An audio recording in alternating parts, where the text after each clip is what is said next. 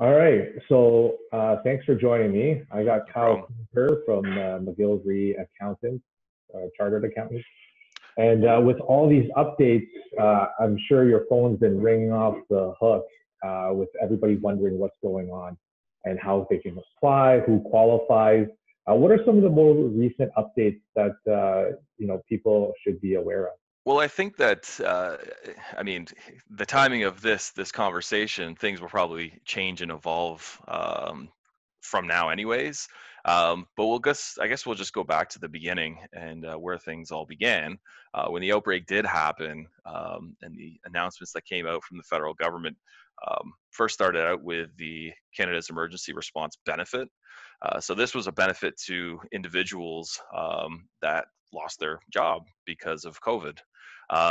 So really, what this offered was $500 a week for a period of 4 weeks.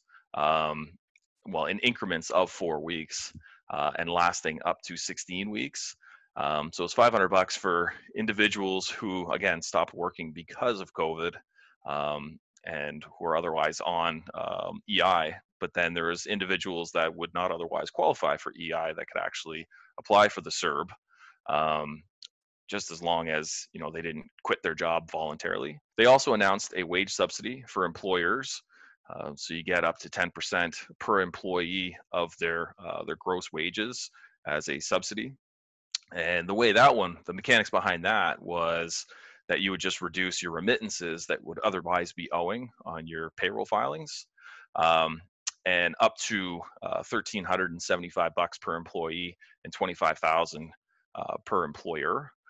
When they announced these, I don't think they got their desired outcome because there really wasn't much of an incentive for employers to retain their employees, um, just because the Yeah, amount go wasn't anyway. substantial enough.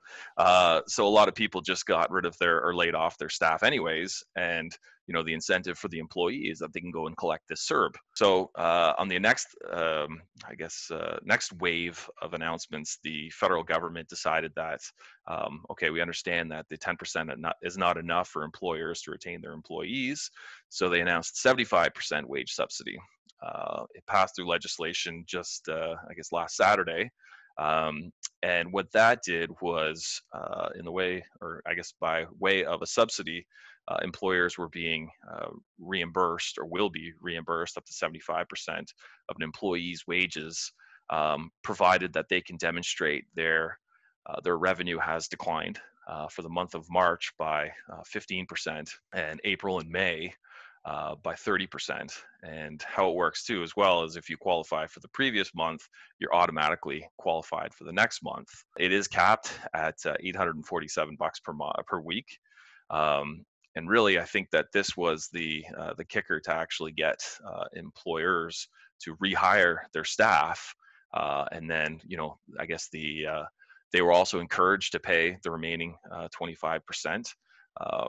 Even if the employees were furloughed and were just at home not doing anything, the federal government has announced how that will be implemented. It's going to be done through My Business Account, so it's not going to be handled through payroll remittances. But unfortunately, that portal is not currently available yet. So there is still a lot of questions, just how quickly you're going to see the funds, whether or not the timing of it. Yeah, so there's a lot of questions. The 75%, it's not in addition to the 10% wage subsidy, so it's not like you get 85%. It's the Yeah. 75% is effectively reduced by the 10% that you would have got from filing your payroll remittances. The Canada Response Business Account, Canada Emergency Response Business Account. So that it's federally backed loans, up to $40,000 loans, for individuals, small businesses, charities, that is available to them, and 30,000 of that amount, 10,000 of that amount is forgivable, provided that the full 30,000 is paid back by December of 2022.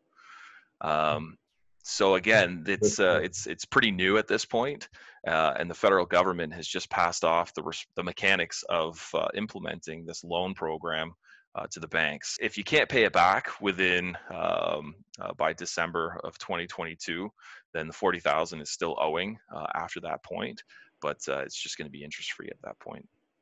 Interest free after 2022, or Yeah. just up to that point? Yeah, interest.